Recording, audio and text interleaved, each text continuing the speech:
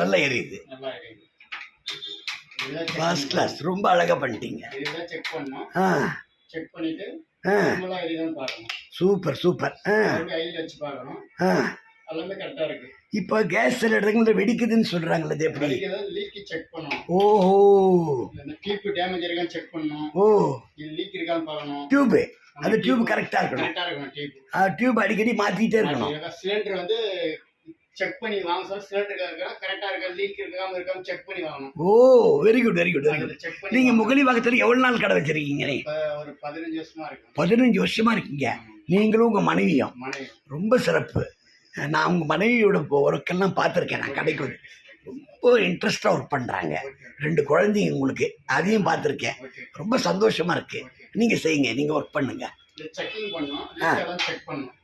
தீபெட்டி எடுத்து லீக் ஆகுதானே எல்லாத்தையும் செக் பண்ணி பாருங்க. ஓஹோ, லீக் ஆகுதா, இதெல்லாம் ஃபயர் ஆகுதா, எங்க எல்லாம் கனெக்ஷன்ஸ் இருக்கும். ஆமா, எங்க இருக்கு ஃபுல்லா வால்ல செக் பண்ணணும். செக் பண்ணி எது லீக் எது இல்லை கரெக்டா இருக்கு எல்லாம் இருக்கு. அதே மாதிரி சிலிண்டர் கரெக்டா இருக்கா? ஆமா, சிலிண்டரும் உங்களுக்கு கரெக்டா இருக்கு.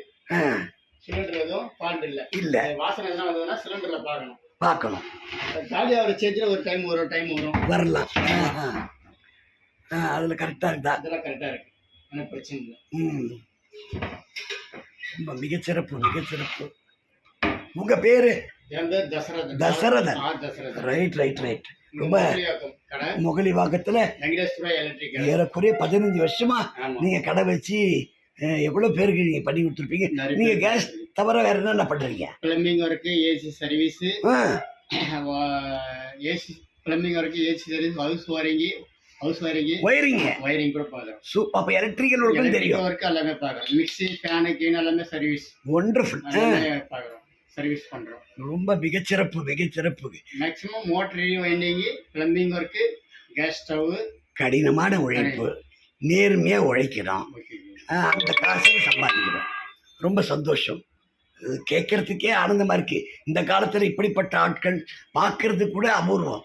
படிப்பு ஒரு பக்கம் இருக்கட்டுங்க, ஆனா இந்த துறையில வந்து தன்னை ஈடுபடுத்திட்டு யாருக்கும் ஆபத்து வரக்கூடாதுன்னு நினைக்கிறீங்களே, அதுவே பெரிய விஷயம். வாழ்த்துக்கள். உங்களுக்கும் சரி, உங்க குழந்தை, உங்க மனைவிக்கும் சரி. குழந்தைகளை நல்லா படிக்க வைங்க. குழந்தைகளை நல்லா படிக்க வைங்க. அவங்கள வந்து நல்ல திறமைசாலிகளா மாத்துங்க. உங்க தொழிலும் அவங்களுக்கு தெரியட்டும், அவங்களுக்கு அவங்க பாதைக்கு போகட்டும். ஓகேவா?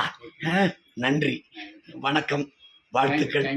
சிறப்பா உங்க கடை மேலும் மேலும் நடக்கிறதுக்கு என்னுடைய மனமா